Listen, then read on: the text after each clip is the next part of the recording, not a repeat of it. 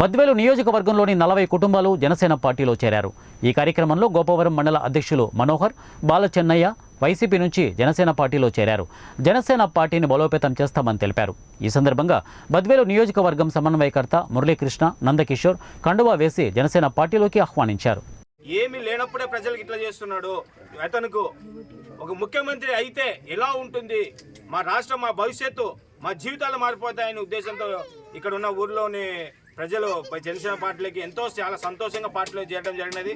మేము అంతకు మించి సంతోషంగా రాండి నాయన, మనం బాగుపడాలంటే జనసేన ఎంచుకోవాలని చెప్పి వాళ్ళు కూడా ఒకరు కూడా తెలియజేయడం జరిగినది. అందులో భాగంగా ఈరోజు మేము శీలవారిపల్లెలో జాయినింగ్లు చేయడం జరిగినది. ఇదే విధంగా మేము బద్వేలులో మున్సిపాలిటీలో మొదటి కార్యక్రమం స్టార్ట్ చేశాం.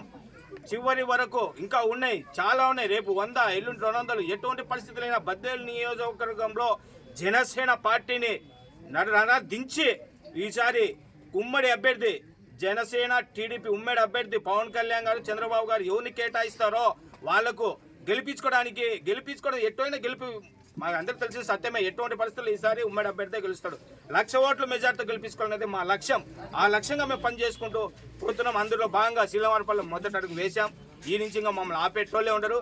ఎటువంటి చూద్దాం చేద్దాం సిద్ధమా అంటారు. సిద్ధం.